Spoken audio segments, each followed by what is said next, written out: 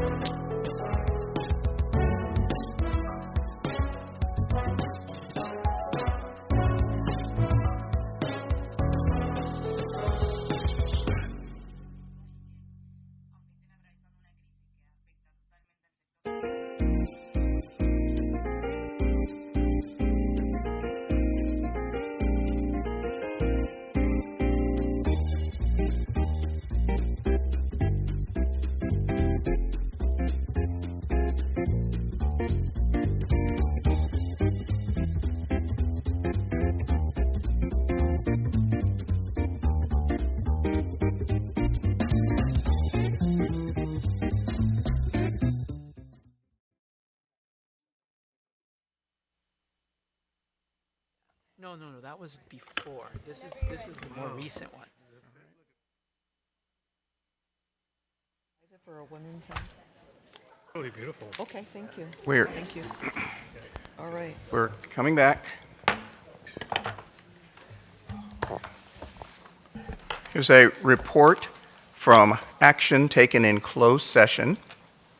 In closed session, the Board of Trustees took action on public employee discipline case pursuant to Government Code Section 54957. The board voted 7-0 to terminate the employment of a classified employee. In closed session, the Board of Trustees took action on public employee discipline case pursuant to Government Code Section 54957. The board voted 6-1 to support the recommendation. That concludes the report of action in closed session. Roll call. Trustee Chin Lau. Here. Trustee Adegon. Present. Trustee Gibson. Here. Trustee Silver. Here. Trustee Kwong. Here. Trustee Liu. Here. Trustee Wong. Here. Student Trustee Derek Shani. Here. Do land acknowledgement. Student trustee, could you do the land acknowledgement, please? Thank you. Before we begin, we believe it's important to open our meetings by acknowledging the Indigenous land that we share. Pasadena City College is a learning community within the Indigenous homelands of people who have been known as the Gabrielino Band of Mission Indians of the Xixiquanga village in Quiche Nation. We acknowledge the painful history of genocide and forced removal from this land on which we gather. We honor all Indigenous people, past, present, and future, and their continued survival and contributions to our society. We also honor the legacy of the African diaspora and recognize that this country would not exist without the free and slave labor of Black people. We share these acknowledgments to raise awareness about the histories that are too often erased or forgotten, to recognize our place in this history, and to affirm our commitment to social justice, systemic change, and anti-racism. Thank you. Trustee Wong, could you lead us in the Sure. pledge? If you're able, please rise.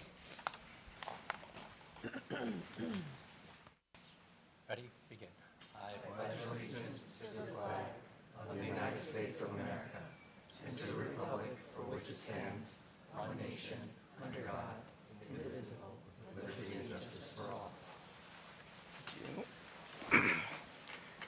Thank you. Approval reordering of agenda items. Are there any? Motion to approve the agenda? Second? Thank you. Student trustee, Aye. all in favor? Aye. Thank you. Introductions and recognitions. I believe we have presentation. Yeah. Can I go? Yes. Great. So the Metro Bus Rapid Transit Program, also known as BRT, represents a cost-effective transit option to light rail. Metro is developing multiple routes across Los Angeles County in this manner. One route will connect North Hollywood through Burbank, Glendale, and Eagle Rock to Pasadena. They will use zero-emission buses. The terminus of the line is planned to be on Hill Street at the PCC campus. We've been working with Metro, meaning Pasadena City College, has been working with Metro and Pasadena Water and Power to ensure that infrastructure is prepared and that we have everything in place to make a smooth transition for this transit option. The presentation tonight from Metro personnel is to give you a high-level overview of the project. We will be back to you by June with final approval for the project before construction begins in early summer. So with that, I want to hand it over to our partners at Metro. Perfect, thank you. I'm not sure there's much else to say. I think you covered it all. Board of Trustee members, thanks for having us this evening. My name is Matt Evans, Manager for Construction Relations. With Metro's North Hollywood to Pasadena Bus Rapid Transit Project, I'm joined by two colleagues. I have my colleague JC Montenegro here. He's our San Gabriel Valley Area Manager. And I'm also joined by Kenyon Price. He will be our second speaker tonight to discuss the overall high-level update of the project. So again, thank you for having us this evening. We'd like to take you through a brief refresher of the project and get into some of the design updates as we gear up towards construction this year. So a brief project background, the area between the San Fernando Valley and San Gabriel Valley, if you were to look at the metro system-wide map today, there's a glaring gap between both valleys. So this project works to provide a premium transit service that connects North Hollywood to Pasadena. We're talking about an approved project by our Metro Board in April of 2022. That was after multiple rounds of public outreach pre-COVID and during COVID, where we introduced the project in 2019 to the communities along the alignment. We put together a draft environmental impact report in the fall of 2020, and then again, our board approved the project in April of 2022.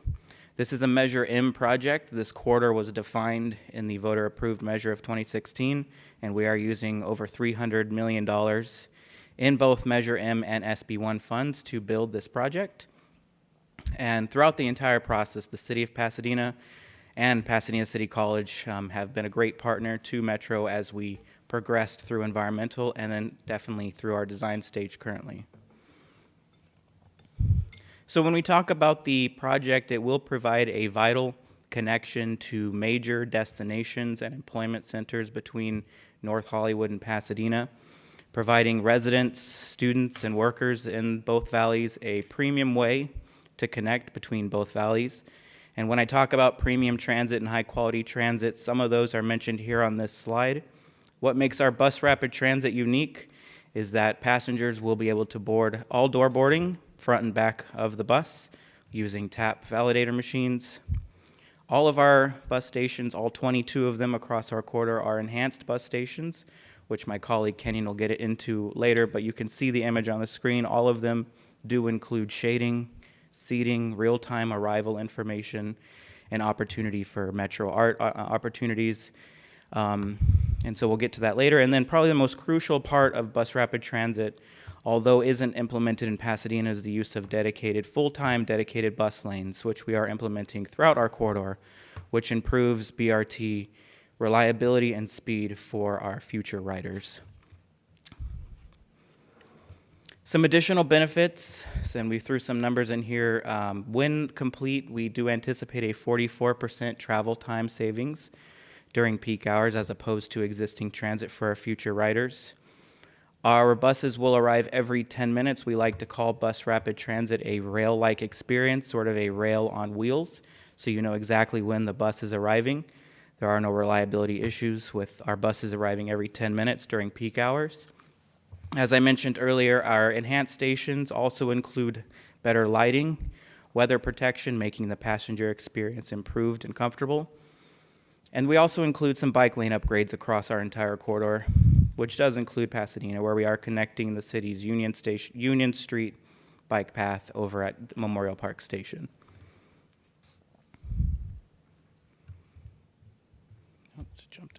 This is our project map. I realize it's pretty small, but I just wanted to show it to show you the sheer magnitude of our project. Again, this is a 19-mile corridor, 22 new enhanced bus stations connecting North Hollywood to Pasadena. On the western terminus is our North Hollywood station, where we have connections to the Metro B and G lines. The project enters the city of Burbank, Glendale, connecting both downtown areas, also the Burbank Media District. Travels through downtown Glendale, and one of the more unique parts of this project is the fact that it does connect through the community of Eagle Rock, providing residents in Eagle Rock, potentially Pasadena City College students who live in Eagle Rock, with a more direct and rapid transit option to get to Pasadena City College, which happens to be the eastern terminus of our project, where we have 4 stations in Pasadena. Here's the proposed BRT schedule. I won't spend too much on this slide, but generally, as I mentioned earlier, the bus does arrive every 10 minutes during peak hour times. The bus will run as early as 4 a.m. throughout the entire week and as late as 3 a.m., so practically a 24-hour service on the weekends and nearly 21 hours outside of the weekend hours. And our passengers will not be waiting any more than generally 20 minutes throughout the entire week. That does it for my part. I'll pass it off to my colleague Kenyon, who'll discuss some of the design aspects of the project and take us through both stations here and certainly at Pasadena City College. Okay.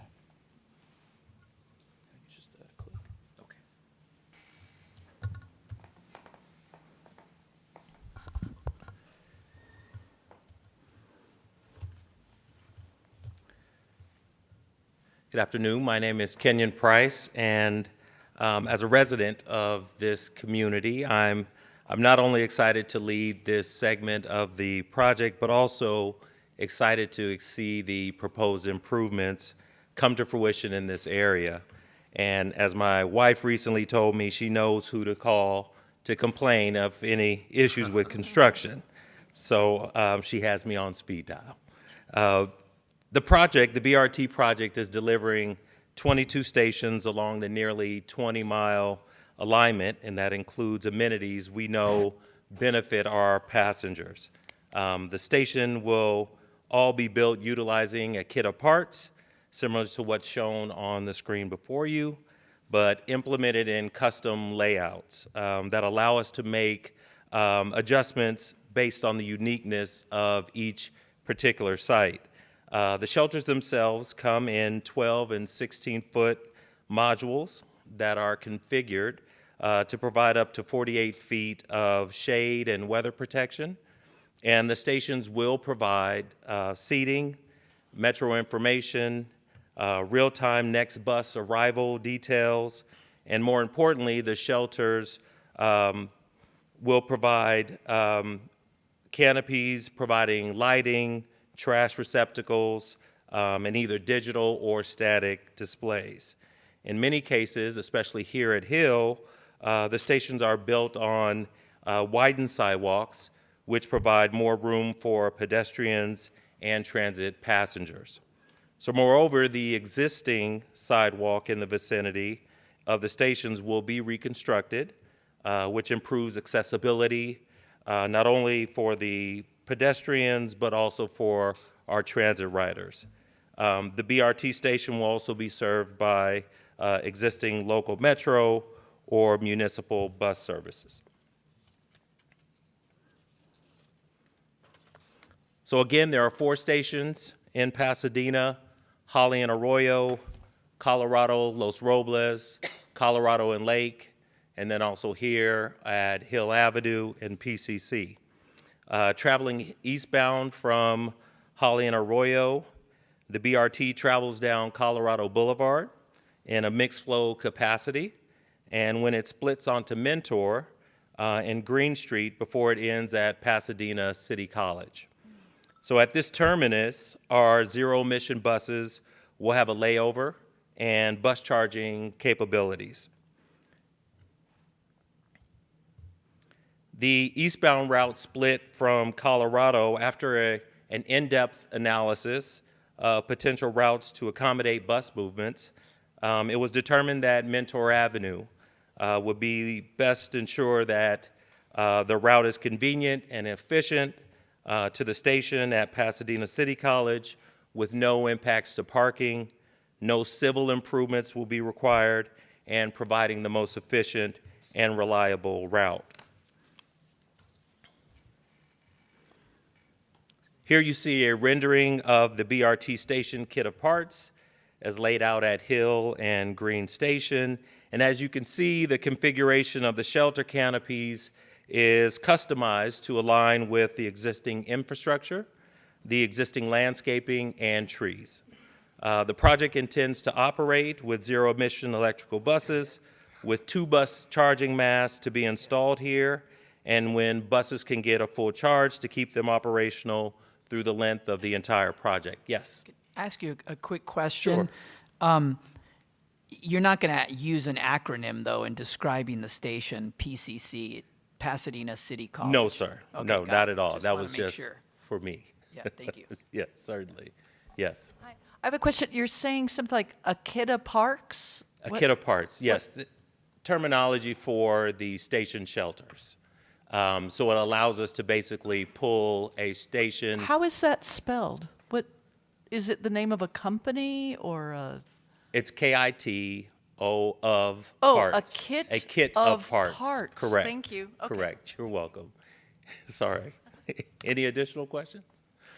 And just really quickly, as part of the station construction, the sidewalk is going to be bulbed out or widened, and which again has the added benefit of providing more space for pedestrians and transit riders.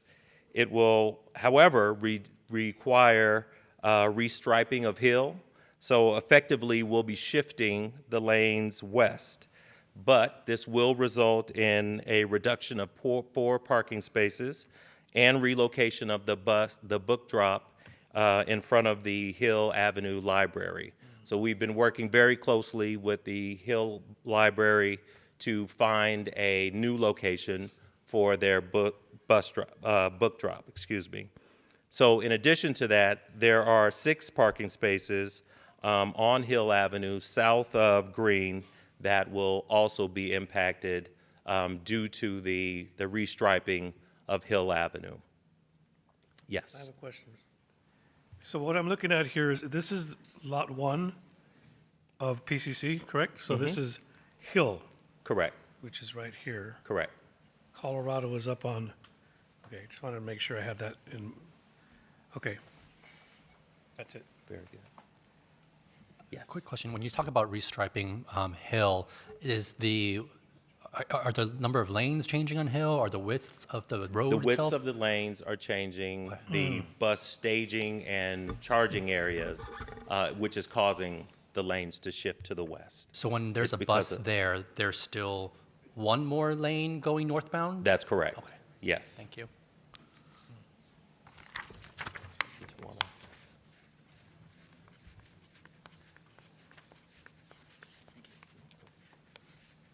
Just have a couple more slides to get through as part of our updates.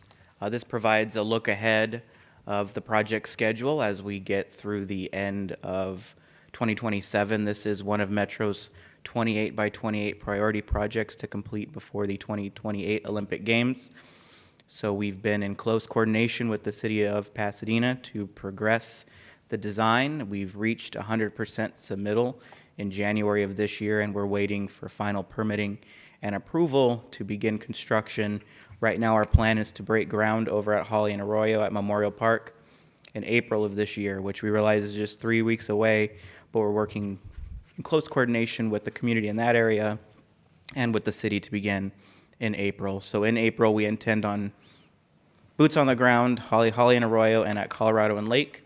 Once those 2 locations are complete, we will shift our focus to Colorado and Los Robles and over here at Pasadena City College during the summer of 2026. We are in close coordination. We intend on being in close coordination with Pasadena City College to begin work during the summer session to try to get a majority of the improvements out of the way before the fall semester begins. The plan is to be complete in Pasadena by the end of this year, ahead of the Thanksgiving holiday and certainly the Rose Parade. We'll come back at the beginning of next year to place our stations, and then we intend on being fully complete with construction corridor-wide by the end of 2027, open for revenue service, again ahead of the Olympic Games. We were also able to dig up some data on how many Pasadena City College students use our Metro University Pass, and they are here shown in front of you on the screen. So we see pretty hefty boardings during the spring and fall semesters. One other benefit of the UPass program is that PCC students can use it on some of our other regional transit lines, such as Foothill Transit and Pasadena Transit. So we do intend that this project will become a reliable and fast way for PCC students to get to campus. In terms of our construction relations and mitigation programs, we continue to offer quarterly community meetings through the end of construction. We are currently in an open house community meeting series. We held one in Pasadena on March 2nd over at the Senior Center, and we intend to do quarterly updates again through the end of construction. We always encourage folks to sign up for email updates as part of our project directly on our website. And then our commitment to the community and certainly Pasadena City College, is that during construction, we intend on delivering notices within a quarter-mile radius of all construction activity. And then in the case of Pasadena City College, we'll provide notices here on campus that we can display around as appropriate to ensure that everyone is aware of the construction impacts over the summer of this year. I'll end this slide on the note that we also offer a business support program called our Metro Eat, Shop, Play program. Our Eat, Shop, Play representative couldn't make it tonight, but there is an opportunity for businesses along our corridor within a quarter-mile radius to sign up for free marketing support services through the Metro Eat, Shop, Play program. And so we do also encourage folks who may know a business owner through a friend or family to look into our Metro Eat, Shop, Play program for those free marketing services. And that wraps it up for our BRT project update. I remain the day-to-day construction relations contact. Julie knows to get in contact with me whenever she needs anything, and we'll be happy to open up the floor for any additional questions. Thank you. Question here? Have you had an opportunity to brief our partners across the street at St. Philip's Catholic Church? That's a good question. I think it's been a while since we have. They are aware of our project. We have delivered construction notices when we did early utility exploration last year, informed them of the project. At that time, there wasn't any major concerns, but we do intend on ensuring that they are aware of the impacts during construction and post-construction. Can I ask you to please reach out to them Sure. within the next week and schedule something with them? Yes, we will connect with them. Great, thank you. Thank you. Oh, I have two quick questions. The first one is that this is probably premature, but like, what is the name of the station going to be right here? Is it going to be Green and Hill, or as you're indicating, just for your actual use case right now? It or is will a it bit call- premature. We're not at the status of the project to begin discussing what the station names would be called, but we do intend on working closely with Pasadena City College. We have received internal requests from campus for specific names. That's an entirely different department that deals with that Yeah. outside of project delivery. But we do intend all 22 stations to have a unique name. Thank you. And then my second question is, based on you mentioned like the widening of the sidewalk and things like that on Hill, I'm assuming then that comes into our, lack of a better word, property that is going to be used as part of that as well. Correct. Okay, and is this premature if if we're talking about an agreement by the summer, is that going to be like a conveyance that property to Metro, or is that going to be, what is the type of, if this is too early of an answer, that's okay too, but what type of relationship will that be for those pieces that are currently PCC? MOU. Yeah, we're still, that piece is still unclear. We are working closely with the college to develop an MOU of some sort to be able to make those improvements on PCC property. So that's the extent that I can provide Totally now. fine, thank you. Trustee Silver? Will there be any non-electric buses on this route? That's a good question. Not as part of our project. All of our BRT project delivers zero emission buses. However, our route can be utilized, and it will be utilized by local bus lines that are non-zero emission. So in areas where our dedicated lanes or our BRT travels in mixed flow with traffic or along the side of the roadway, local lines can use those dedicated lanes. But there are areas in our project where our dedicated bus lanes are in the median or the center of the roadway. In those cases, local lines will not be able to use those dedicated lanes. And then I'm very excited about this connection that Sure. the mountains or hills, whatever we're going to, between the valleys really is barriers, psychological and physical. So I'm delighted to have this crossing. And then I know we do get students from Eagle Rock, which is kind of on this side, but do you have any sense how long it'll take for people from Eagle Rock to get to PCC? Not off the top of my head. The number that we have in our environmental reports is that end to end is a 67-minute travel time, which represents, again, a 44% travel time savings if you were to make the same connections with existing transit. It's hard to say. There's 3 stations in Eagle Rock, and then you've got to go through 3 more here in Pasadena. But again, in Eagle Rock, the BRT travels in dedicated lanes, and there shouldn't be much of a traffic congestion issue on Colorado. So I think I would say 10 to 15 minutes, but I'm just ballparking that. Trustee Liu? I'll just add one, thank you for the great presentation. Thank you. It seems like there are still a lot of questions because a lot of this is still pretty preliminary. I, for one, am partial to landfill stop as the name of the stop, but maybe it'd be good down the line to get another update regarding some of this project or project details. And I don't know if facilities is a better way to talk about it on a more regular basis, but I think there's still some questions that we might have down the line. Thank you. Student trustee? Hi, yes, I think this also might be too early to ask, but is it also planning on stopping at like our Foothill campus, or is it just coming here? And Just the other here. location? Just Yeah, here? this is the PCC represents the eastern terminus of the project, but you are able to make a connection to the other Metro bus lines that stop on Colorado. Any other questions? No? Well, thank you very much. Thank you. Matt. We appreciate the presentation. Pleasure. Thank you.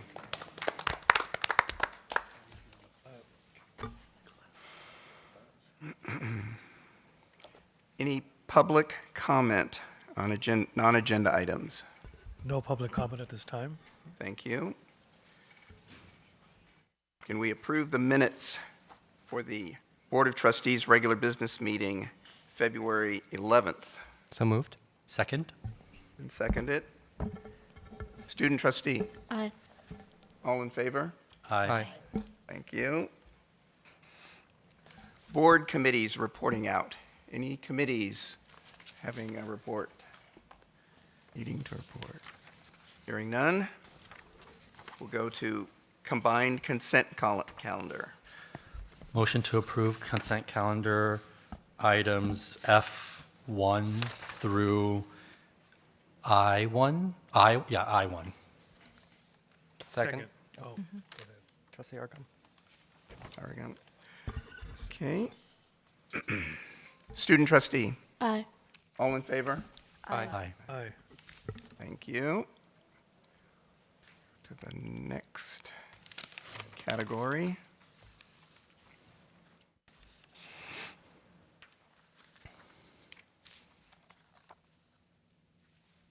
Which is that? Yeah, personnel. Yep, that's right, personnel. Category G. J. Category J. Go on.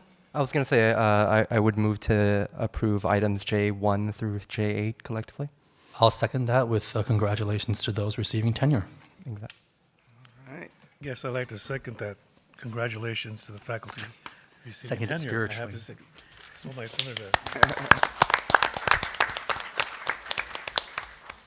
Do we have All in any favor? faculty members here who have received tenure? Yes. Who has? Jack. Oh, Your name? Congratulations. Jack? Jack Longden. Okay, Jack. Oh, Congratulations. congratulations. All in favor? Aye. Aye. Aye. Thank you. Now it's official. Certification of signatures. I guess I move to certify? Is that the right phrasing? Second. Second. Student trustee, Aye. all in favor? Aye. So the signatures will be circulated during the meeting and people can sign.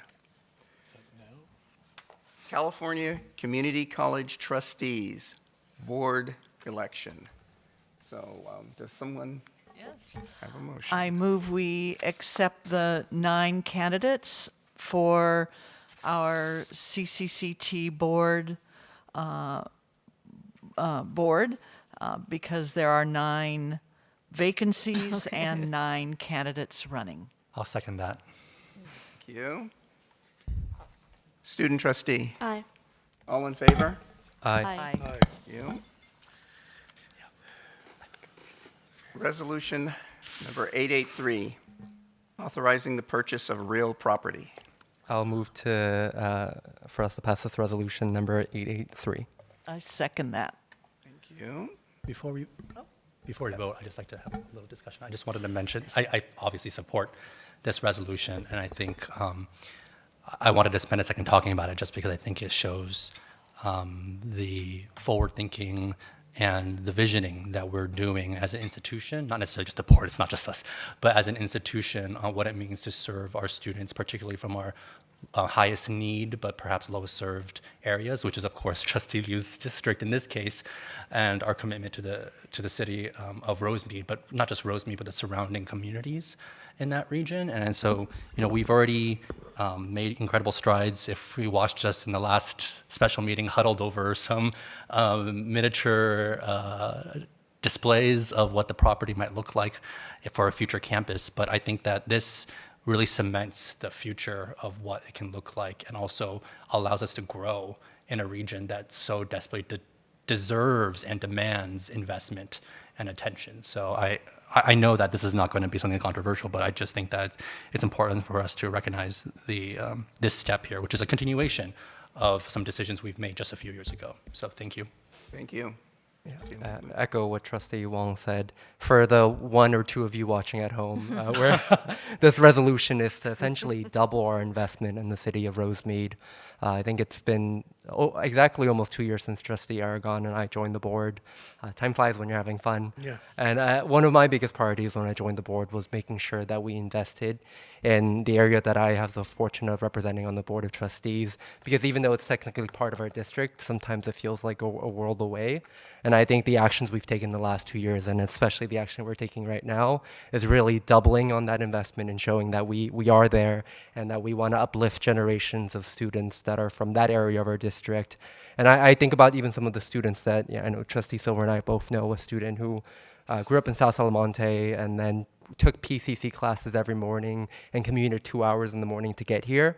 And it ended up working out and she transferred to UCLA. But now I wonder about the tens of thousands of students we're going to continue to educate from that area because of our investment today. So I wanted to just thank all my colleagues, hopefully, when we pass this resolution, thank the work of Dr. Gomez, our wonderful facilities team, and everyone here who made that possible. Thank you. May I? So certainly appreciate Trustee Liu and Trustee Wong. When I think about the next generation of PCC students coming to PCC and the options they have, I think about the generational leaders in both Trustee Liu and Trustee Wong in their advocacy for this. At the same time, I'd like to acknowledge a former trustee, Trustee Martin, John Martin, who represented an area, and toward the end of his tenure here on the board, he served as an advocate for this campus along with Trustee Osterling. So at the time, this was a vision for how we want to move forward, and it is very heartening to see the baton being passed from generation to the next in how we are stewarding PCC forward. So thank you. Thank you. President? Yeah, I wanted to give a special recognition to Darlene Inda, who was overseeing this project, and also Richard Lorette and Julie Gutierrez, who also worked on this project, and also your teams. Thank you so much for the work you put into this. I know it was a lot of hard work and a lot of negotiation and patience. A lot of patience. So thank you. Thank you. Anyone else? All right, we'll vote. Student trustee, Aye. all in favor? Aye. Aye. Thank you. Yay. Right. Notice of intent to reopen collective bargaining agreement, Pasadena Area Community College District and the Pasadena City College Faculty Association. So moved. Second? Seconded. Thank you. All in favor? Aye. Aye. Thank you. Resolution number 884, Women's History Month. So moved? Second. Thank you. Thank you. Student trustee, Aye. all in favor? Aye. Aye. Thank you. Superintendent President's Report. Well, good evening, everyone. I hope you all have had a chance to see the sustainability showcase outside. Those weren't actually all of our vehicles. We actually had 2 additional vehicles that just couldn't fit out on the quad. But I wanted to thank our transportation department and the grounds department for their work to ensure that we meet our sustainability goals. PCC is committed to zero carbon emissions, investing in cleaner technology, and building a more sustainable campus for our students, employees, and community. What you saw on display, our growing electric fleet and equipment, demonstrates this commitment. This evening, I also want to share some news about our college. 3 weeks into the new semester, there's a lot to be excited about and be inspired by on our campus. Last week, as we walked through the quad during the Club Rush event, student clubs were tabling and their members were introducing themselves and their topics to their students, to our students. There are well over 100 student clubs at PCC this year. Do we know how? 150 or something. 150. See, we should say 150 then. If we're closer to the 150, then we're about 150, right? So 100. Think about this: 150 clubs. I don't know that I know of another club, another college or university with that many clubs and organizations on campus. All you have to do is be on social media, and you can see the full array of clubs and organizations on this campus. Everything from, the flag football club to the chess club to the philosophy club and everything in between. It really is extraordinary. It's really a wonderful place here at PCC for our students, where they can connect and share their interests and passions through co-curricular activities. And those connections help guide and enhance their educational journey. In the same way, our full slate of activities and events this past month for Black History Month, Lunar New Year, and now Women's History Month extends our learning and helps students connect with themselves and others. If you were on campus earlier today, you know this is also Spring University Day. Representatives from more than 45 universities and colleges were here to talk to students about their institutions and continuing their studies. It's exciting for our students and for those of us who teach and support their educational journeys. We know the caliber of students we're producing, and we know they're ready to achieve great things when they transfer to universities or enter the workforce. Remember, we are once again #1 for the transfer of students to the CSU and UC systems. Our geography department is also making big news and taking PCC to new heights. This month, we learned that the geography department has been awarded the Association of American Geographers 2026 Program Excellence Award. One more time, the Association of American Geographers 2026 Program Excellence Award. This is the nation's most prestigious honor for the geography discipline.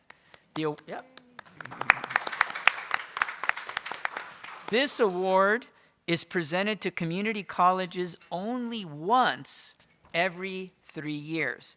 It honors geography departments that have significantly enhanced the prominence and reputation of geography as a discipline while demonstrating the characteristics of a strong, engaged, and student-centered academic unit.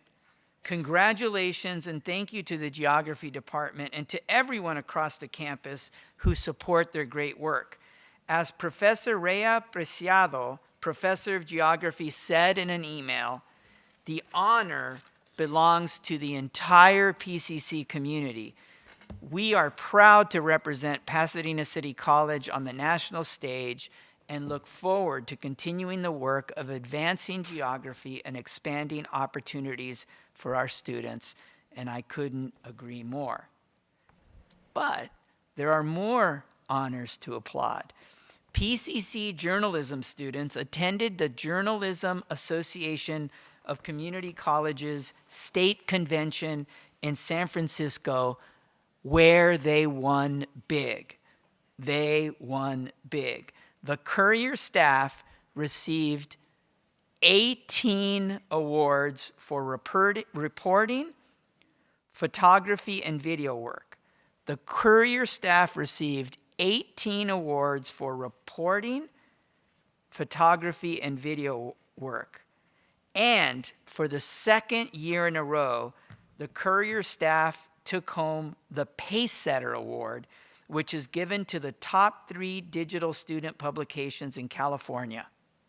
Faculty advisor Nathan McIntyre said this is the 3rd time in the last 4 years that the Courier earned this distinction, an unprecedented run in the history of our 110-year-old program. Now you're going to say, 110, we're only 100 years old. But remember, the Courier started as a high school publication before Pasadena Junior College began in 1924. So the Courier is actually older than the college, which is an interesting bit of history.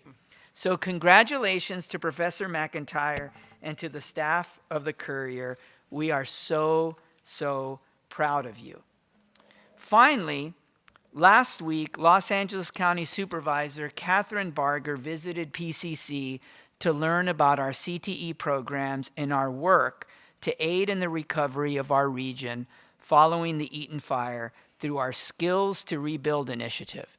Supervisor Barger learned about our new programs as well as plans for a construction trades lab in Lot 3 and our vision for a regional CTE and construction training center. She even took a quick tour of Lot 3 to see the way one of our construction classes is using outdoor space for class assignments. By the end of her visit, Supervisor Barger said she was inspired and ready to build a house. She wouldn't leave. And she reminded us that the county had recently approved a $3.8 million grant for ADUs in the Eaton Burn area. ADUs, not EDU. EDU is what we are. ADUs, right? And she said, why can't we get your students, our students, to help build these ADUs? I think it was an idea that Richard actually had a while back. So she and our folks have been talking over the last week about how we can incorporate the building of ADUs using the Foothill catalog drawings to build it. So we would use the Foothill catalog architectural drawings. You know, this is the architectural group that has designed, I think it's 13 homes, 14 homes, and they are providing these architectural designs for free, but they also have many ADU designs as well. And I did not know that until she mentioned it, and she showed us the designs. And so the idea is to use one of the more modest ADU designs and try to get our students to help build one of these ADUs that can then be transported into the Eaton burn area for a needy family. It is what PCC has done for 70 years. 1947, I think, was the first year that we started our construction program, and we actually built houses that were then moved into the Altadena and Pasadena area. So I thought that was exciting. She was very excited about that prospect. So, of course, we said, whatever support you can provide us, we're happy to take it. And there was also a conversation about materials that the county might be able to assist us with as well, which, by the way, we are in our construction program. It's a free program and includes all the materials. So any assistance that we could get from her office would be incredibly helpful. Finally, in a minute or so, you're going to hear two presentations that are on the agenda this evening. And I want to thank all of the teams that are here to present. We're one of the groups that's going to be speaking is our Vice President for Instruction, Dr. Laura Ramirez, and members of the Seal of Excellencia team. PCC is a community with deep, deep roots in the Latinx community, and we have an unshakable dedication to serving our Latino students in ways that create opportunities for success. We are working to receive the Seal of Excellencia, and I look forward to hearing about our progress here in a bit. We'll also hear from our core team. Earlier this month, by the way, core was spotlighted by the Chancellor's Office for our work in providing professional development on best practices for serving formerly incarcerated and system-impacted scholars, as well as for the ways our scholars are excelling in peer-to-peer mentorship. Dr. Anthony Francoso, core scholar Robert Villanueva, and Raul Ibanez, our core coordinator, presented the practices and approaches of our program. And I have been told that our core team did us proud in this online learning opportunity. So I'm excited to hear more about the program tonight. And I hope that you're as inspired by all the good things happening at PCC and our community as I am. And that's my report. Thank you, President Gomez. We will have our Excellencia presentation. Oh, nice. Wow. Here we go.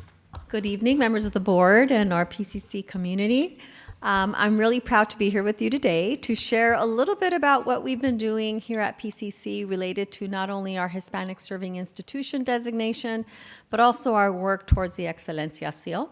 I'm joined by Dr. Raquel Torres Retana, our Dean of Educational Partnerships and Distance Education, Ms. Kuei Dang, our Executive Director of Diversity and Student Success, Dr. Desiree Zuniga, our Faculty HSI Coordinator, and Dr. Francisco Suarez, our Dean of Continuing Education, Adult Education.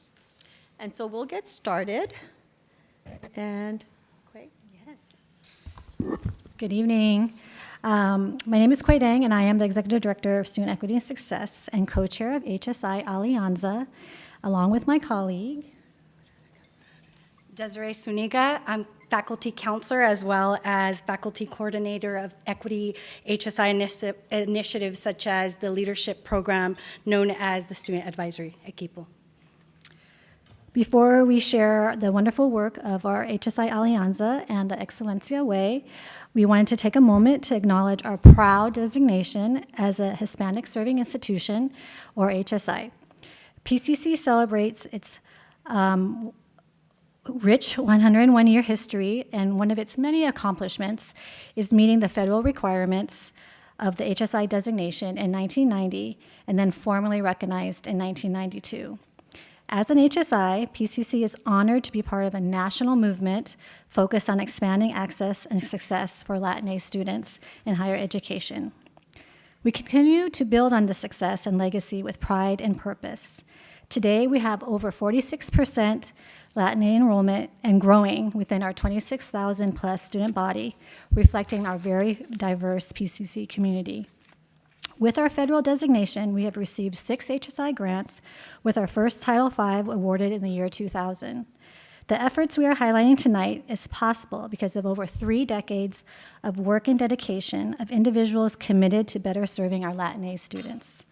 Some of you may know that our first-year experience was birthed out of one of our HSI grants, and this is a great example of when we identify ways to best serve our Latinx students, we in turn serve all of our students better. We first want to share a little bit about HSI Alianza. We are a recommending body made up of faculty, staff, and administrators from across all areas of the college, working together to move from the focus of just Latinx enrollment to defining what servingness looks like and feels like for PCC, and leading efforts to transform our systems and truly serve our Latinx students well. The HSI Alianza was created in the spring of 2024 to expand HSI initiatives beyond federal HSI Title V, Title III grants, and expanded our efforts across the institution. It brings together faculty, staff, students, and administrators so that serving our Latinx student becomes a shared responsibility across campus. Our work is guided by a slogan you may have seen throughout the campus, which is known as Somos PCC. Somos PCC is more than just a slogan. It is our mission in which how we serve our students. We believe that we are a proud Hispanic serving institution that embraces and empowers our Latinx estudiantes, familias, comunidad, y cultura. This statement reminds us of the larger Latinx population we enroll and serve. As mentioned, more than half of our students are Latinx. And this reinforces that when we intentionally serve Latinx students, well, we strengthen the entire campus community. At its core, the goal of HSI Alianza is to strengthen our institutional practice and improve outcomes for Latinx students, and ultimately create a better learning environment for all students. To guide this work, the Alianza draws on several frameworks. The first framework is equity-mindedness, which is reflected in our college mission statement. Scholar Estela Ben-Simon describes equity-mindedness as the willingness of educators and institutions to take responsibility for student success by examining their own practices and systems. It calls us to be race-conscious, recognizing how inequity shapes students' experiences, to take responsibility as an institution, and to use data to understand where gaps exist and to make changes that better support our students. The second framework is servingness. Servingness, as defined by Gina Ann Garcia and her colleagues, moves us beyond simply enrolling Latinx students and towards intentionally creating environments where they feel supported, valued, and empowered. It is a multi-dimensional approach, showcasing that HSI work is complex, and this multi-dimensional approach helps us to think about how we can serve students across many areas, such as our mission, campus culture, policies, and everyday practices, so that Latinx students' success is centered in how the institution operates. The third framework is the Excellencia way, which is strengthening our culture of evidence and encourages us to think about data intentionally, and it helps us to support student success in areas such as enrollment, transfer, financial support, and representation. We'll be highlighting this particular framework more thoroughly in today's presentation. Our Excellencia journey reflects a piece of the multi-dimensional efforts of HSI initiatives, and how these efforts can put our mission into action and bring people together to better serve our Latina students and thus all students.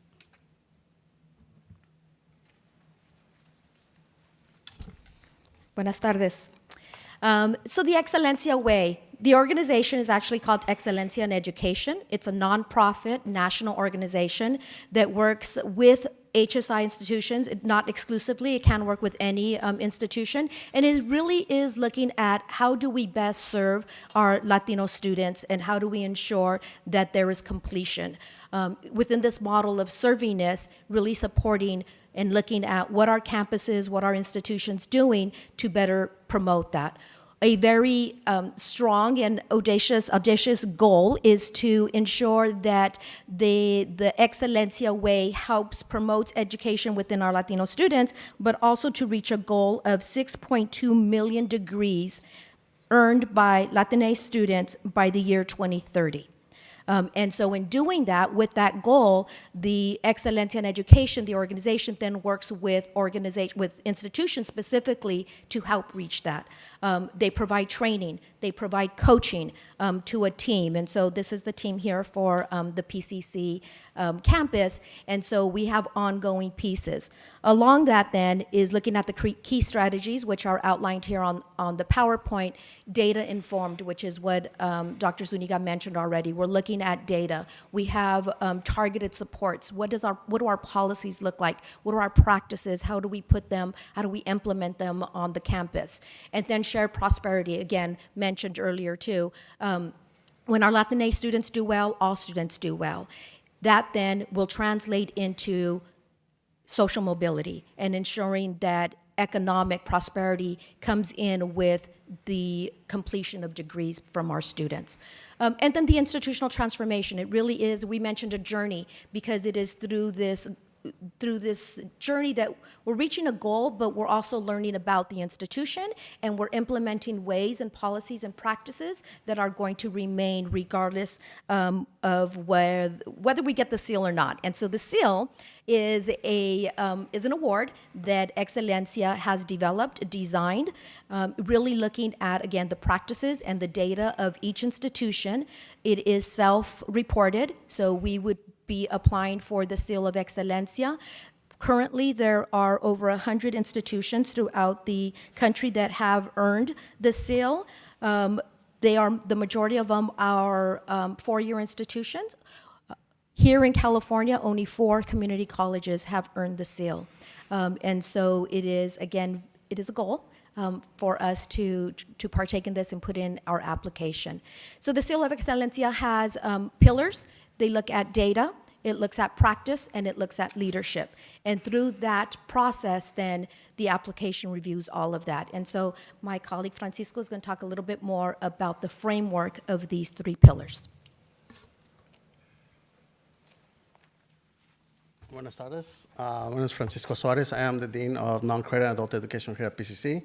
And in connection to the presentation, we do have a framework that guides us through this process that highlights 3 particular areas. One is data, practice, and leadership. As far as the data, institutions analyze and accurate and disaggregate data across 6 key areas that are listed on there to track progress, but most importantly, to identify opportunities to improve Latino student outcomes. When in relation to practice, it focuses on the college implemented evidence-based programs and policies across the 6 areas, once again listed on the screen, that intentionally support Latino students' success. Lastly, the last pillar of this framework is leadership, where the institution looks at how we align with our mission statement, our strategies for supporting students, practices to advance Latino students' achievement throughout the 5 focus areas that once again are listed on that particular screen. Now this framework, it guides us, our practice, this framework guides us of how we move forward with the application of Excellencia. The next slide talks about Excellencia at Pasadena City College. Pasadena City College is a proud HSI institution, and we're pursuing the Seal of Excellencia because it reflects our commitment not only to access, but ensuring that Latino and all students thrive in our institution. The seal is a national recognition for institutions that intentionally serve Latino students through evidence-based practices. This work strengthens what has been done for so many years by HSI in aligning our mission and our commitment to equity and student success. By pursuing the seal, PCC joins a national network of international institutions leading efforts to advance Latino students' success. Only 6% of higher education institutions have received the seal, as my colleague mentioned, and we're trying to strive on applying and receive that designation from Excellencia. Now, what has our journey been here at PCC?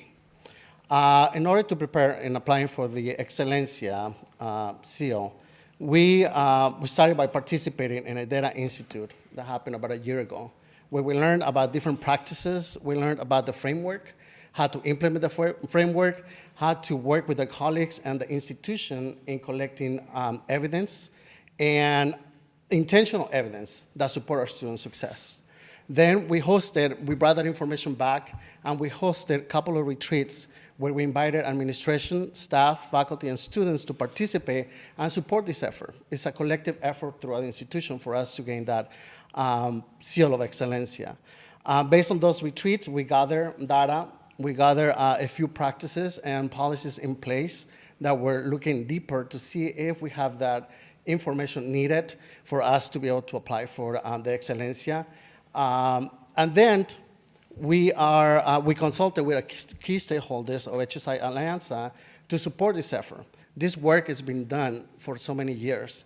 So we want to get into this journey of collecting data and showcase that our practice and policy has worked for our students to be successful. And therefore, we wanted to align or collectively apply with HSI Alianza and the stakeholders. We have here another visual to give you an understanding of the efforts that have been placed. As you can see in phase 1, which was fall 2024 to spring 2025, this was the focus of preparation. Our leadership team was launched, and we have been working hand in hand with HSI Alianza. In May of 2025, we hosted our first cross-campus retreat, which helped us identify promising practices that might be listed on the Excellencia application that highlight the support and success of our Latinx students. Phase 2 was our pilot and reflection. During this stage, we hosted another campus-wide retreat to prepare for the cita. The cita is basically a practice round for applying for the Excellencia seal, and feedback was provided. Phase 3 focuses on really expanding and getting started. We have identified promising practices. Just to be clear, for the application, we must identify 18 promising practices within each of these categories. The final phase, which is happening now, is us finally narrowing down the data, creating our institutional narrative and the great work that we do, and applying, and that is scheduled for June 1st, 2026. So as you can see, we've been really intentional about our timeline, our efforts, and being cross-collaborative throughout campus, but we want to make sure that we emphasize that while this is our key goal is to earn the seal, the main milestones and goals here is learning through this process.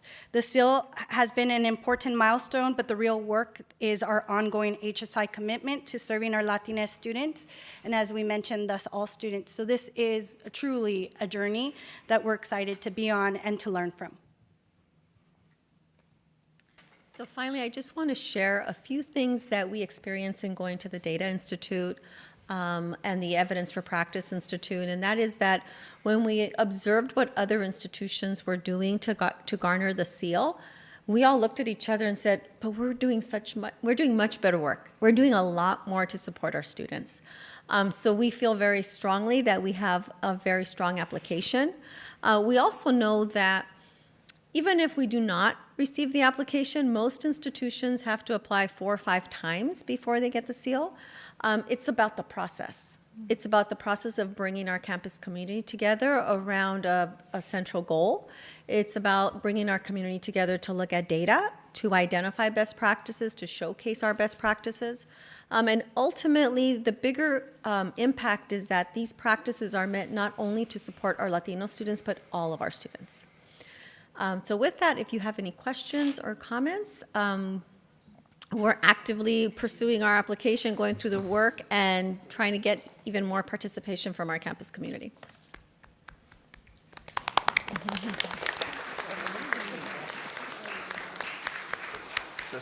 Trustee Silver. Yeah, I'm so proud of you all taking on this extra work to make our school the best it can possibly be, and thank you for that.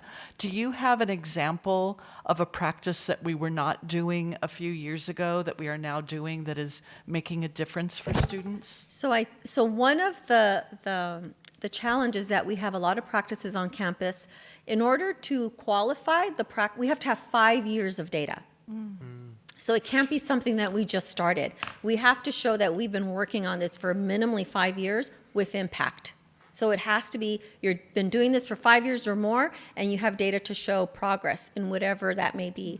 So a good example is FYE and JAM. We've been doing that for several years. We have longitudinal data. We have longitudinal data in programs like EOP and S. So there's a lot of data. The other piece is that sometimes what we've learned is that there are pockets of success on our campus that are not showcased regularly, right? They collect their own data as a program, but maybe it's not shared widely.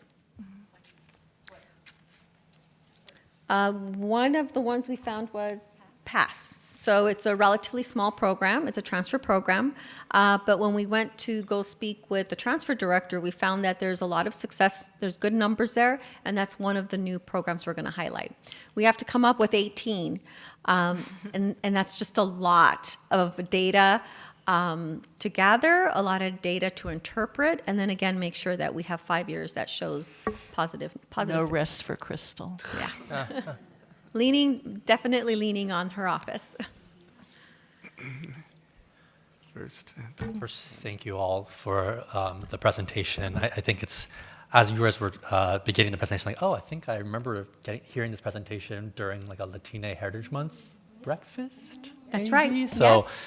it's actually really helpful to have a refresher and that we're talking about this at the full board level. I think I don't have a question. I just wanted to comment on the fact that I think it's so important that we're still continuing this journey, especially in moments like these, and we're doubling down on our efforts to support our Latina students. I appreciate you all mentioning that, you know, when we do work to support any part of our student body, in this case, especially our Latina students, it supports all students on our campus. It creates, you mentioned things like JAM or FYE programs that really extend beyond perhaps where it begins or how the conversations begin. So, you know, this is just really exciting, and I think it shows who we are as an institution, and it really shows our commitment to our students as well. So I just want to say thank you.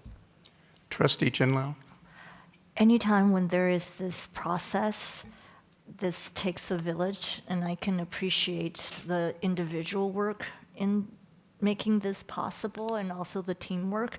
The question that I have is that, may I ask, and this is to any one of you that would like to answer this, is what were the two major takeaways as you've gone through these 2 years of process now that you're here in the application?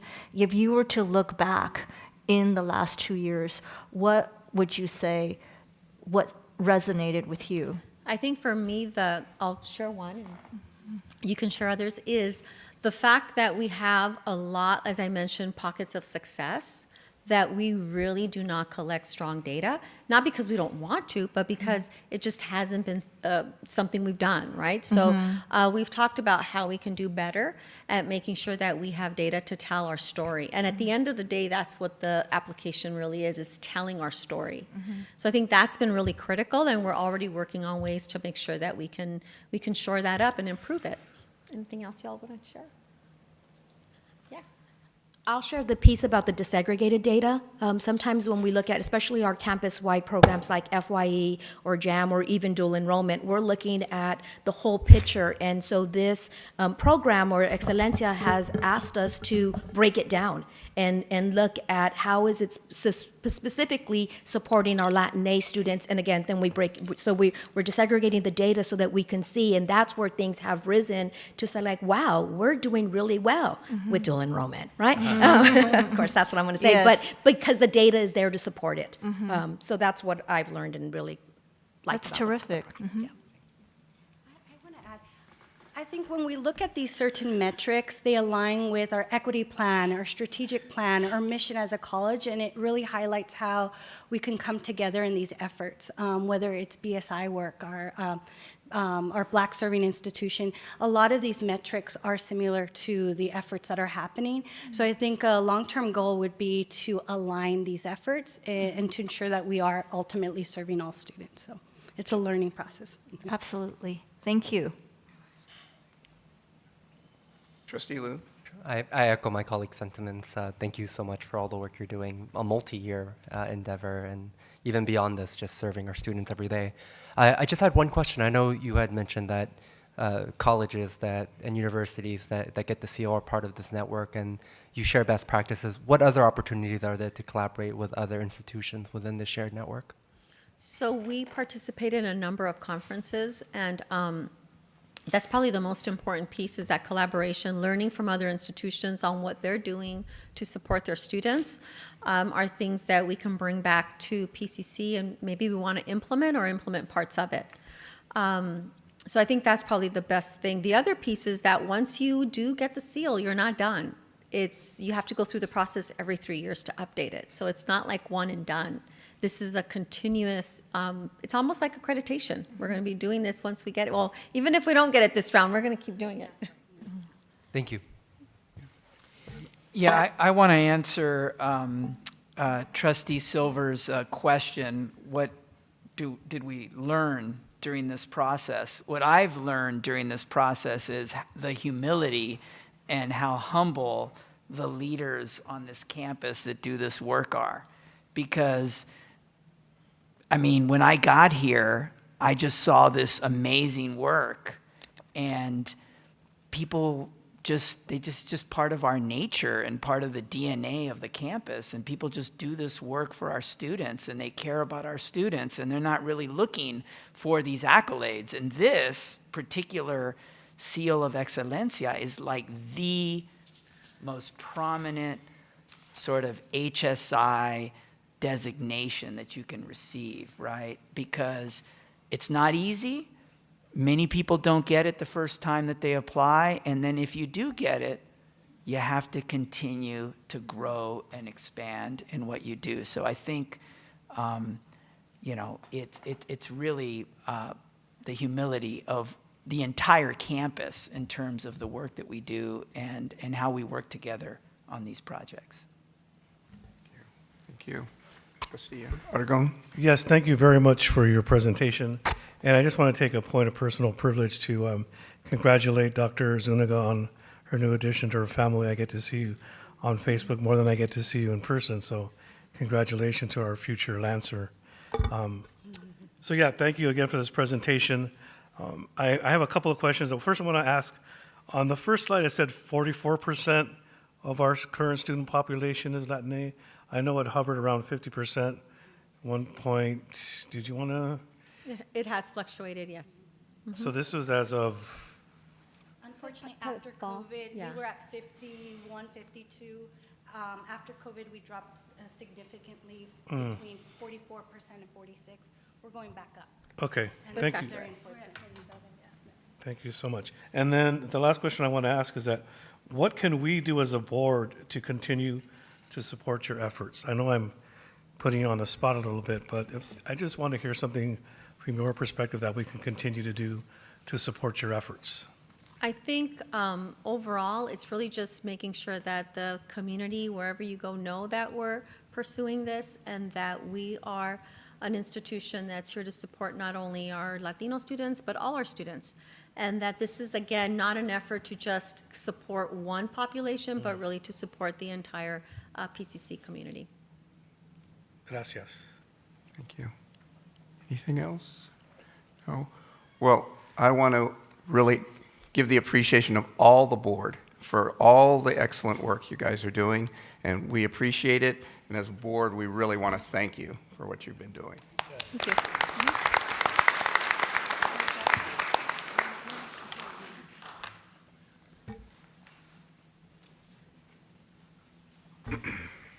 We'll have the core presentation next.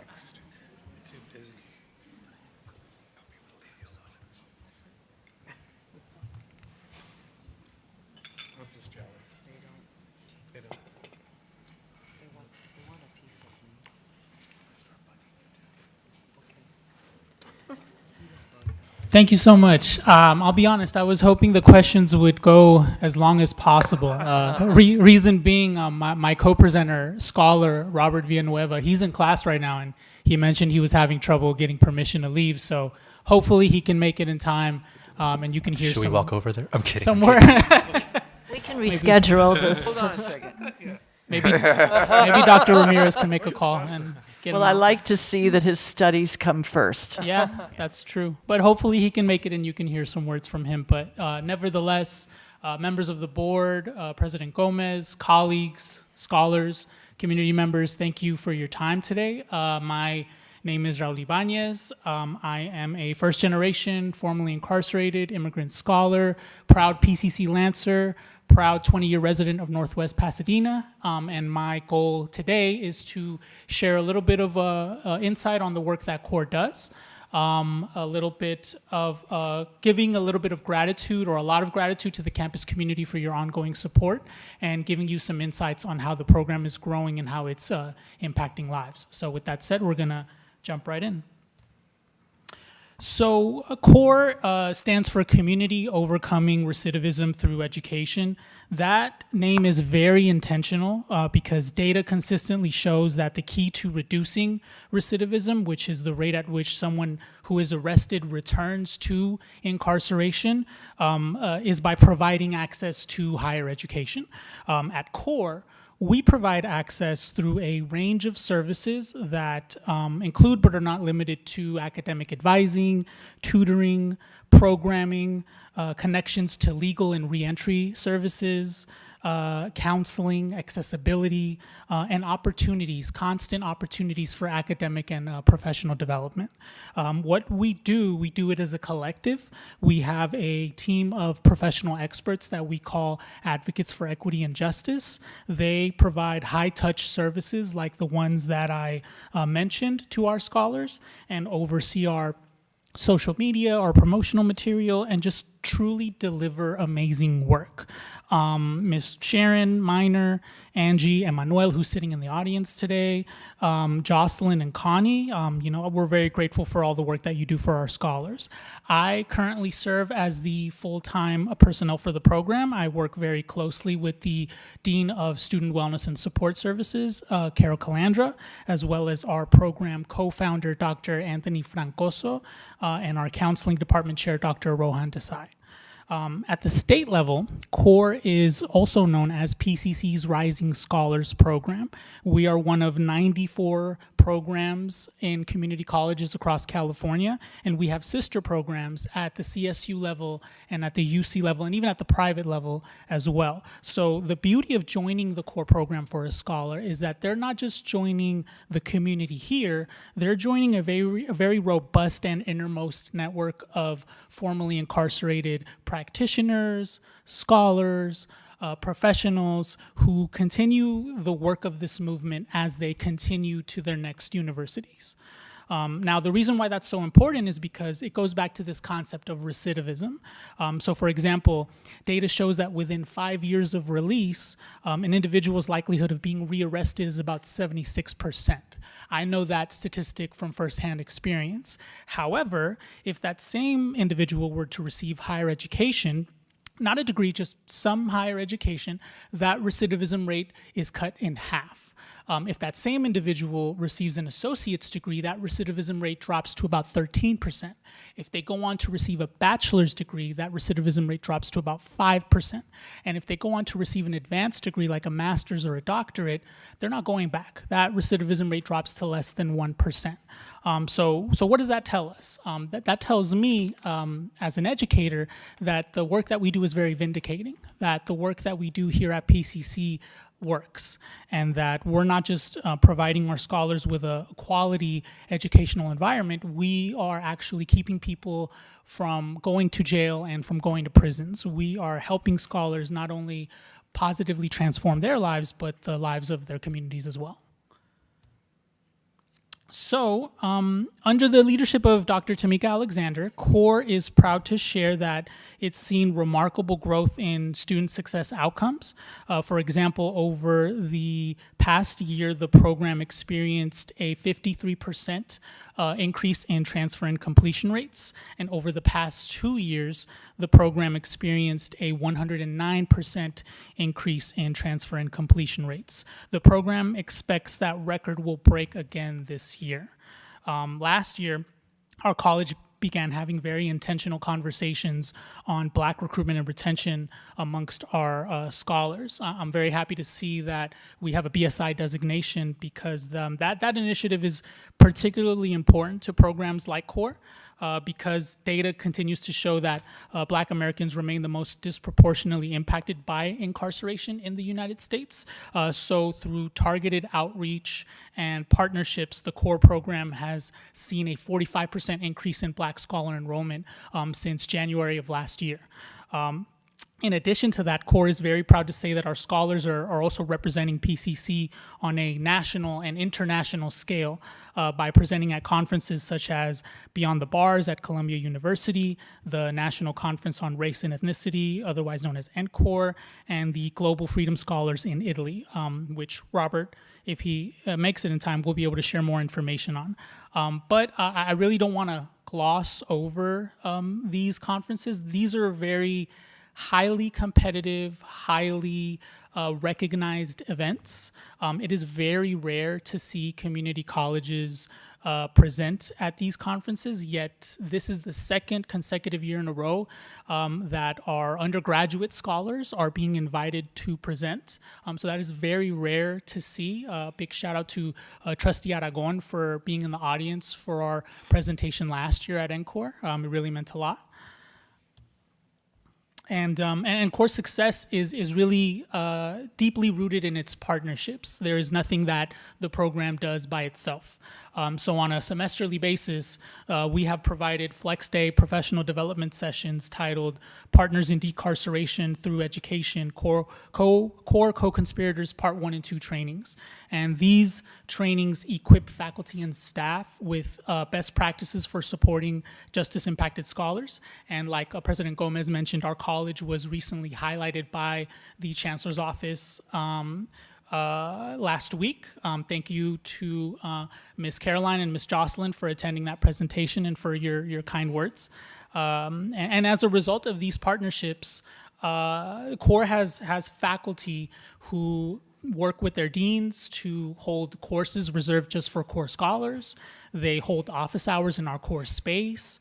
They provide support with outreach. They provide donations. They do last-minute favors for us. They really do invaluable work for the program. For example, our co-conspirators from the Freeman Center helped us establish partnerships with Pasadena's Foothill Workforce Development Board to establish compensated paid job training opportunities for specifically formerly incarcerated scholars who have difficulty finding jobs because of their record that they're currently taking advantage of to this day. Another one of our co-conspirators in the English department collaborate with us every year to publish annual booklets called Healing Arts booklets, where we feature art, writing, reflections from the carceral impacted community that the English department recently was recognized for and won an award for one of those collections that we offer every year to the campus. Let's see. And moving forward, CORE is beginning a partnership with Lancer Accessibility Resource Services. We found in our enrollment data that over 90% of our CORE scholars demonstrate eligibility for LARS. So that's another partnership that we are really excited about.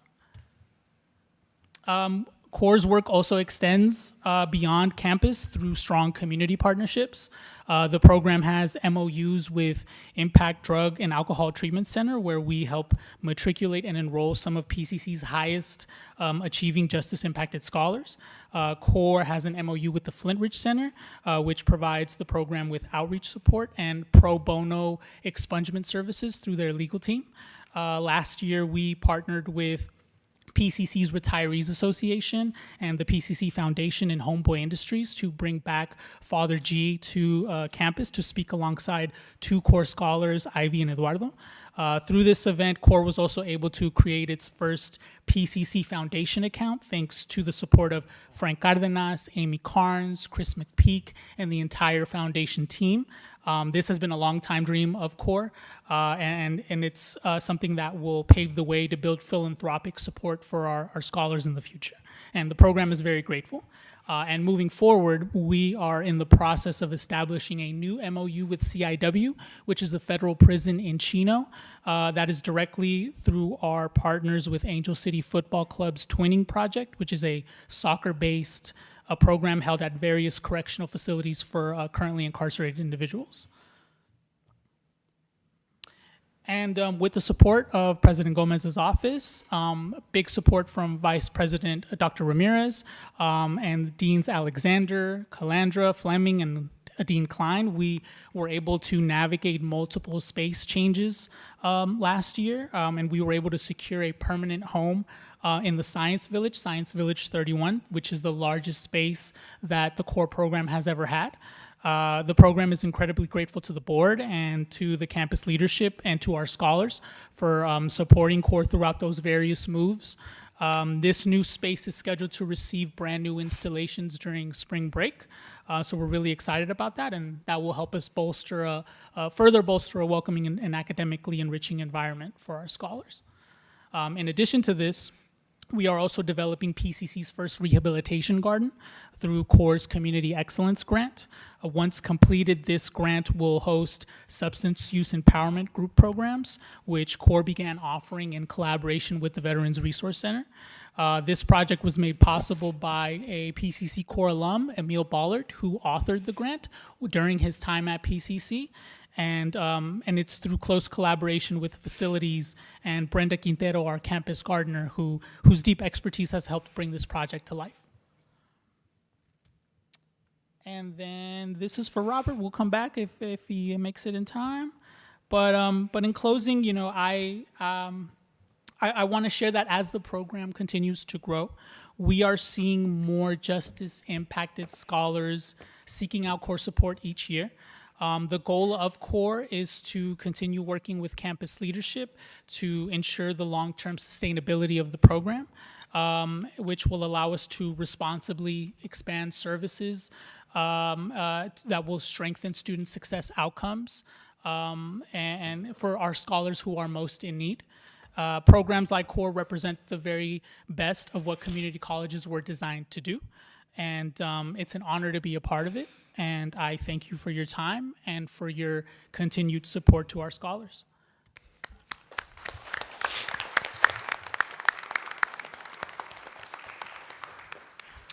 First, I just wanted to say thank you for your presentation and really helpful hearing the impact, the numbers behind it too. I think that's kind of context that we don't always get when we think about it. We know the program's great, but like hearing the impact is really helpful too.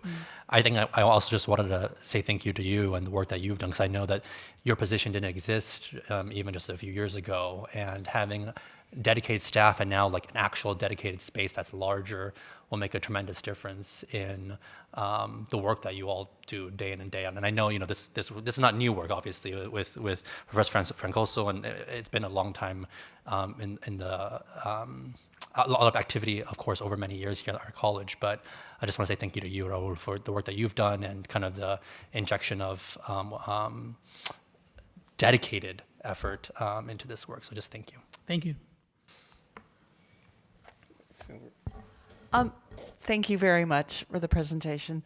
Do you have a sense if our campus, because of the CORE, the excellence of the CORE program, is being known in the community of system impacted people and they're choosing to come to PCC because of CORE? Or do you think it's more that you have this excellent program and word gets out around students that are already here? Do you have any sense? It goes hand in hand with the prestige of our college.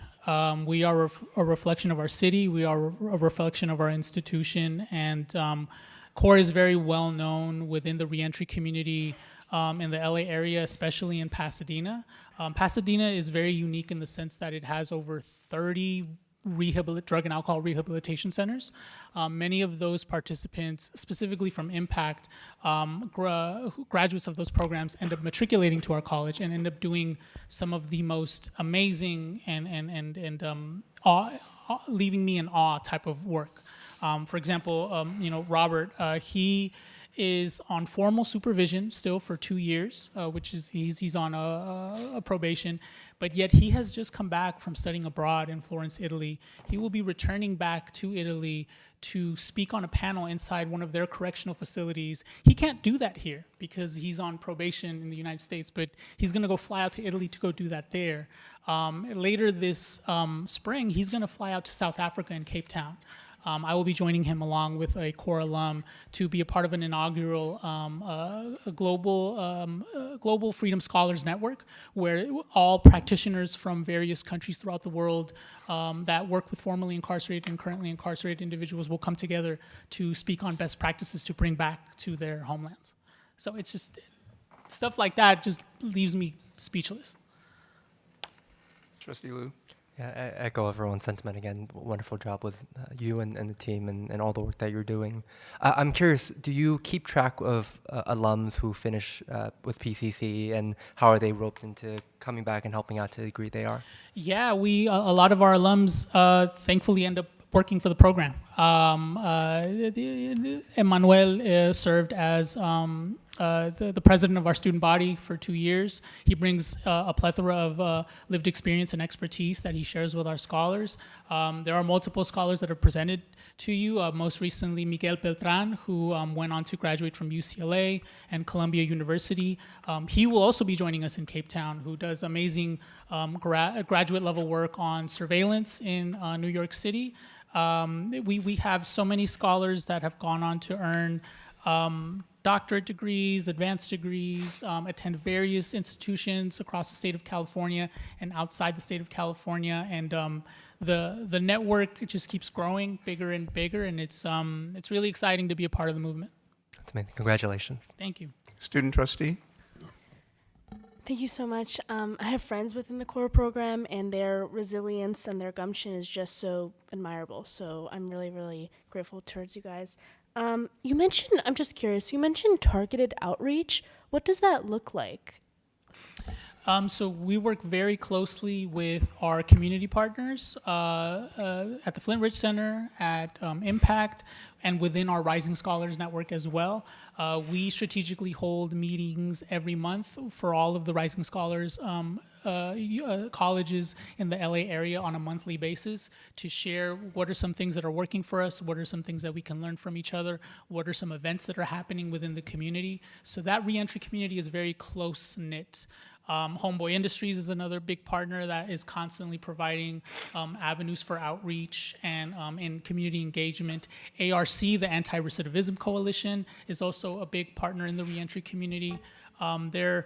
There are constantly events happening probably every single day, which makes it very easy to contribute and be a part of the community.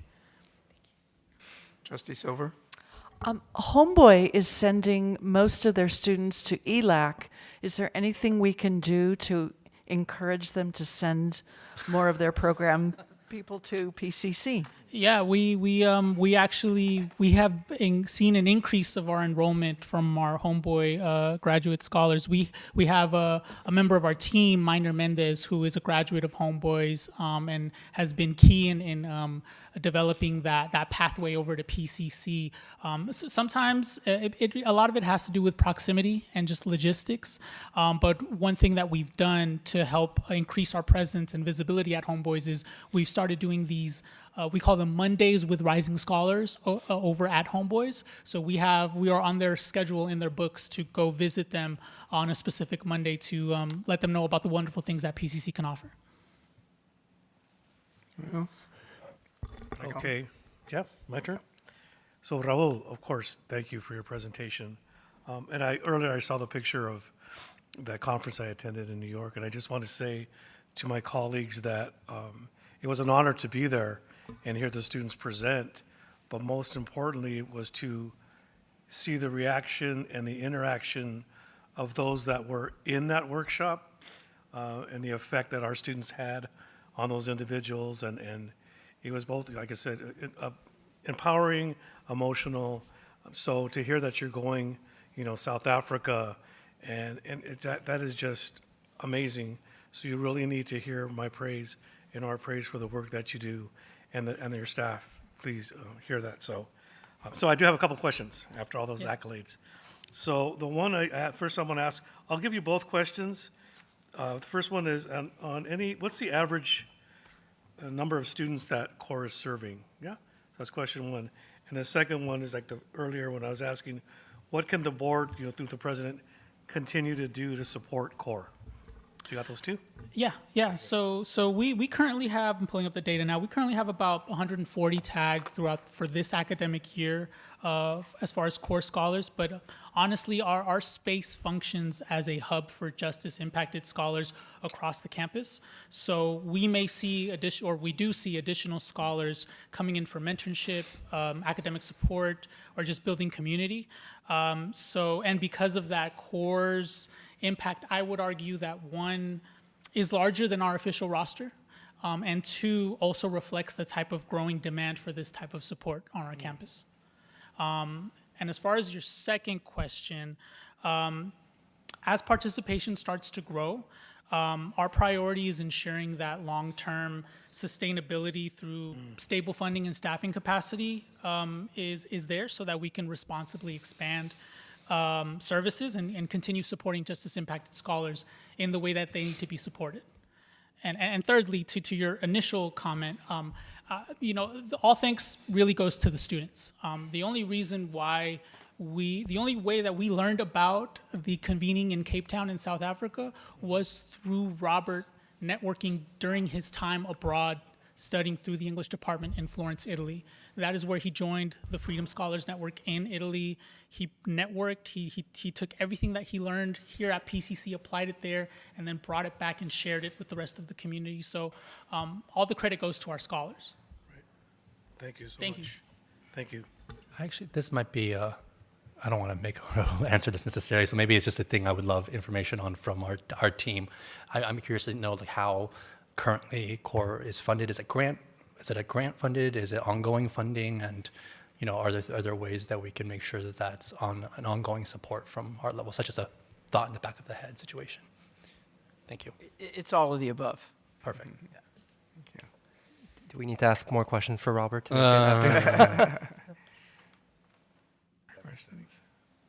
Thank you. Thank you very much. Thank you so much.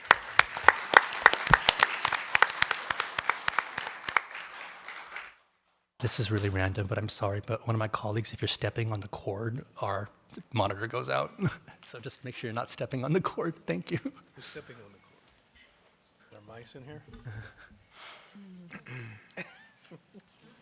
Mises. We'll go to announcements by shared governance units and trustees. We will begin with classified. Good afternoon, Board of Trustees. We would like to begin by thanking our classified professionals for their continued support of students as we started our spring semester. We'd also like to extend our appreciation to the Chief of Police, the Chief of Technology Officer, and the Interim Chief Fiscal Services Officer for attending our March 3rd Classified Senate meeting and engaging with our members. Looking ahead, our first spring event will be Spring Into Break on Wednesday, April 15th from 12 to 1 at the Mirror Pools. In addition, Classified Professional Development Day will take place on Wednesday, May 20th and Thursday, May 21st. We encourage supervisors and managers to support classified professionals in attending these 2 half-day sessions. As we close today's meeting, we would like to welcome our newest members of classified staff. That concludes our share out. Thank you. Thank you.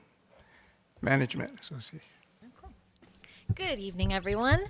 Managers have been springing into action this semester. Today in the quad, Dean Tamika Alexander and the Transfer Center team hosted a successful mini Spring University Day with 415 recorded student attendees who connected to the universities from across the state and beyond.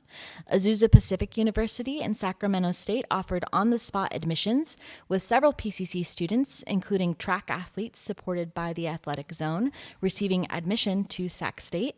The Transfer Center wants to thank facilities, campus use, counselors, and success coaches for their support. Under the direction of Dr. Francisco Suarez, as well as Dr. Ashley Mejia, the non-credit division has been busy. PCC, in partnership with the YMCA, has started a food distribution program through which students receive boxes of non-perishable food, helping address food insecurity and support students' well-being.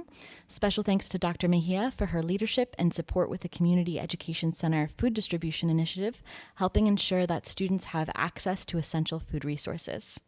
PCC Non-Credit launched a new carpentry program this spring semester, welcoming a cohort of 24 students, preparing to gain hands-on skills and training for careers in the construction trades. Non-Credit also launched the Central Sterile Technician Program in partnership with Huntington Hospital, expanding career pathway opportunities in the healthcare sector. They also recently celebrated the Lunar New Year on the non-credit campus, providing students an opportunity to come together, celebrate cultural traditions, and build community through festive activities. Congratulations are in order for Dr. Raquel Torres-Rutana, Dr. Orane Nwanari, and the entire Educational Partnerships team. PCC's partnerships with John Muir High School received a statewide recognition as they were selected as exemplary dual enrollment awardees for the amazing work that they do with PUSD students. This is an incredible program, and it's fantastic that the state is recognizing their work. We also want to acknowledge James Bull taking on the new role of Supervisor of Enrollment Services Operations on an interim basis. Welcome to the management team, James. Finally, I just want to remind folks who work in spaces that support students to please have updated signage and hours regarding operations during this Friday's Professional Development Day, and to, of course, attend Spring PD Day. This concludes our report. Thank you. Thank you. Academic Senate. Good evening. I am happy to report that faculty are back on campus and getting into full swing now that we've begun the spring semester and are back on contract. We held our second meeting of the semester this past Monday and are busy discussing various APs and BPs for approval. In addition to filling standing committee positions, we have also been quite busy finding faculty for many hiring committees. Finally, we are looking forward to our Flex Day this Friday. This is important work, and we are proud to be doing it. Thank you. Thank you. Student trustee. Thank you. I'm headed to DC next week to lobby on a federal level for student needs alongside the ASPCC External Affairs Committee. Also, I wanted to talk about PCC's Inscape magazine that has been recognized by the National Council of Teachers of English as Realm First Class, which is great. Realm recognizes excellence in art and literary magazines across the nation. Inscape is an excellent magazine developed through the effort of PCC students in creative writing courses and their professors. So congratulations to all of our students who are involved in that creation. Also, I want to talk about ASPC. Our elections have officially begun. Students can head to Lancer Life and submit your intent to run form. I highly, highly recommend running for student government. It has been an incredibly gratifying experience for me. Finally, I am honored to have been appointed to the Pasadena City College by the Pasadena City College Associated Students to sit on our college's Vice President of Student Services Hiring Committee. Student input will be indispensable in this process, and I'm excited to contribute to shaping the future of our campus community. That concludes my report. Thank you. Thank you. Trustee Huang. Okay. What was it, 2 weeks ago, I happy to attend the Temple City Camellia Festival. I saw our PCC Herald Trumpeters play, and I had a chance to see 2 solar-powered cars that were built by Temple City High School students, one of which is a all-female built solar-powered car, and then a group high school student solar-powered car. They are interested in forming an alliance with PCC to help build some equipment to help them finish their solar-powered car program. Thank you. Trustee Aragon? Okay. It's wonderful to hear that you're serving on that committee for Vice President Student Services. So I just want to say happy spring 2026. Good luck to all our students, staff, and well, good luck to all our students. Study hard, do well. I got to serve in the What Hut with Dr. Gibson. I think it was like the first week of the semester, right? So we got to hang out there and direct some students to different locations. And I want to say Feliz Mes de la Mujer, celebrating her story. And I just want to say that it's an honor to sit on this board to work with female leaders, not only on this board, but those of you that are in leadership positions that sit around and that are in the audience. I just want to say that I'm so proud and happy to work with all of you mujeres. My mom, she was a strong leader and she raised us well, so I completely respect and thank you for your hard work. Earlier, it was mentioned that they had club day or club days. I think it was a couple days, right, during the week. And I just wanted to thank all the faculty and staff that act as advisors to these clubs. I know the amount of work that it goes into being an advisor. I did it in the past, and so thank you for your hard work. And lastly, I just know that there's a lot going on in our nation right now. I work with students that are from Iran, both on this campus and my other campus, and I just want to know that, I am definitely anti-war, and it hurts my heart with everything that's going on, but I'm here, so that's all I want to end my report. Thank you. Thank you. Trustee Chin Lau? I like to, again, just wish everybody a great spring month. Welcome back. I know that the faculty is back. It was really interesting not seeing the academic senate in the first year in the last couple meetings. This being Women's History Month, I like to just recognize the leadership across campus and the commitment that PCC has in investing in women leaders across the board. For this past month, I recognized that there were quite a bit of activities, and I especially appreciated the sustainability today, the sustainability tour of the buses today. I want to give a shout out to Tony Castillas, the grounds and facilities manager. If you talk to him, you recognize that he loves this campus. He loves the trees. He loves the grass. He loves every piece of plant that is here.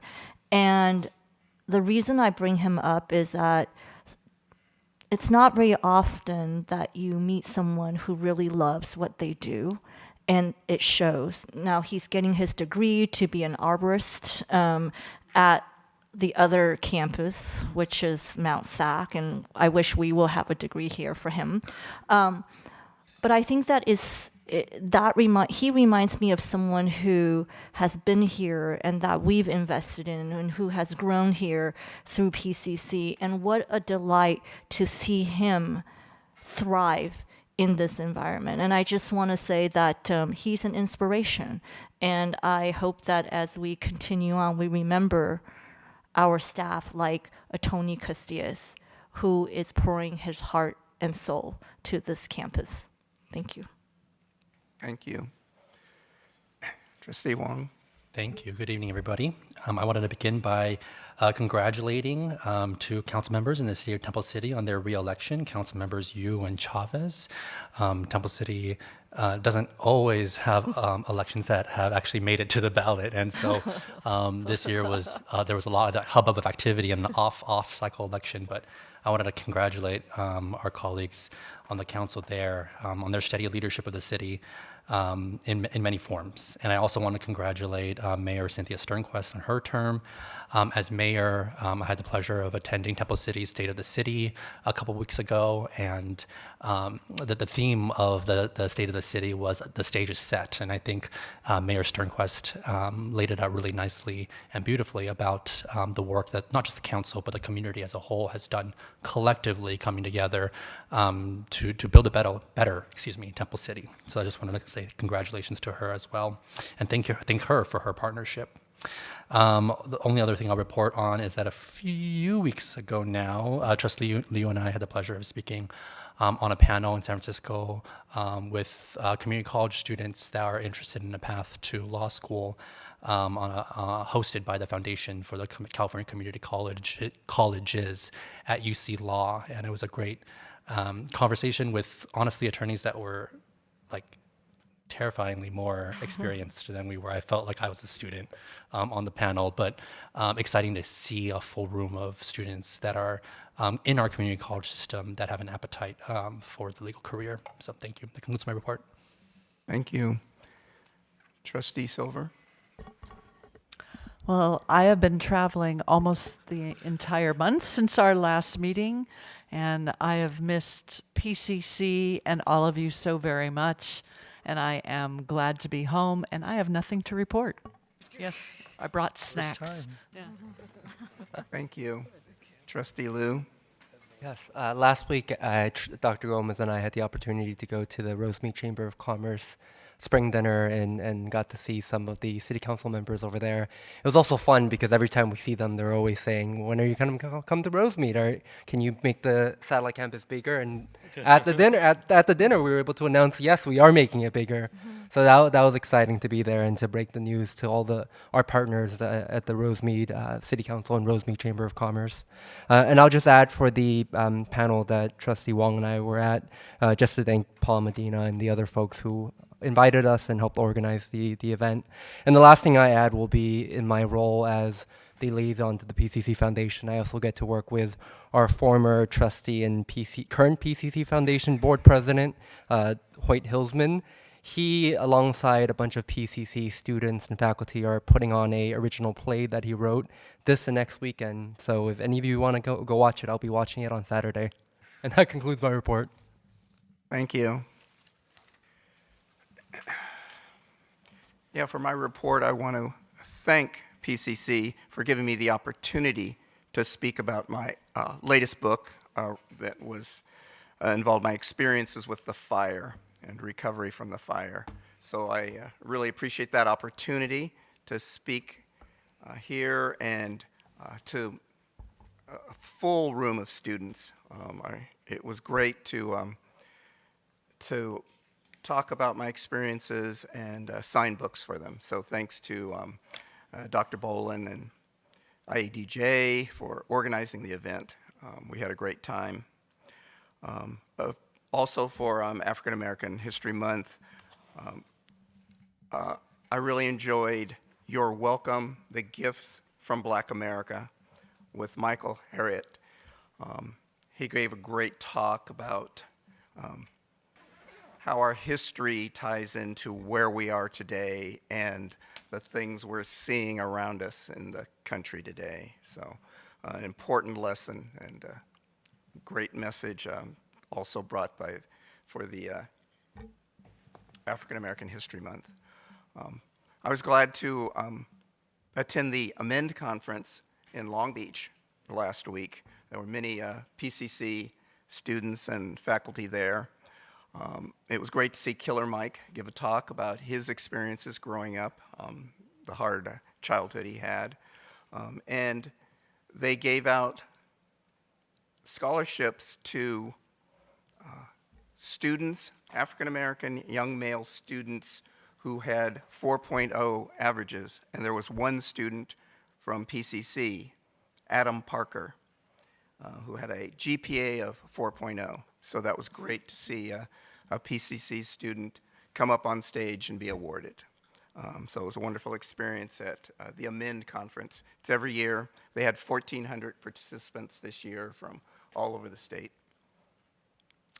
I enjoyed Skip Robertson's presentation. He was in the athletic department here for 42 years, I believe, at PCC. A long history of serving the school and the community and guiding the track and field team for many, many years. PCC participated in the NAACP annual dinner that happened on Saturday. So thanks to the fellow PCC staff and folks who accompanied me there. I was glad to speak on my experiences to the group and talk about how PCC plays a role in the recovery of Altadena and Pasadena. I'm looking forward to, on this coming Friday, speaking at Octavia's Bookshelf. That's a local bookstore in Pasadena. So I'll be speaking there with Brandon Lamar, president of NAACP Pasadena. We'll be talking about the fire, recovery, and rebuilding, and my book, and doing book signing there. So I'm looking forward to that. When we end tonight, I'd like to remember Jesse Jackson, who passed, and I worked for him in one of his runs for president and spent a great deal of time with him. So it means a lot to me that a giant has passed, and I'd like to mention that in our adjournment tonight. That concludes my report.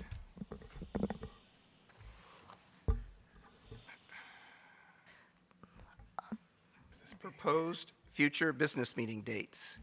Any changes or requests? No.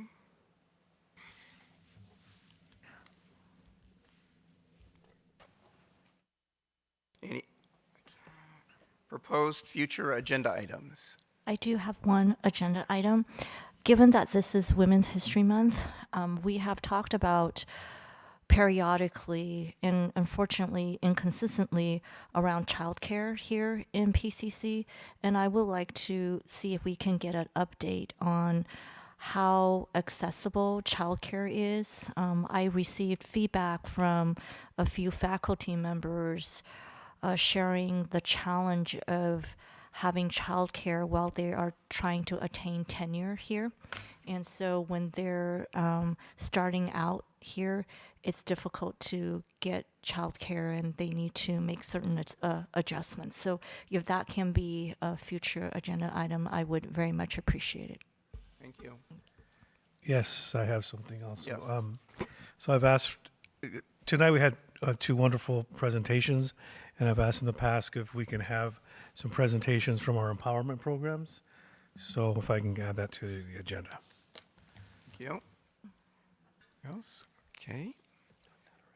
Do we have a motion for adjournment? I'll move to adjourn in memory of Jesse Jackson. Second. Thank you. Give that Jesse. We are adjourning memory of Jesse Jackson. Yep. Thank you.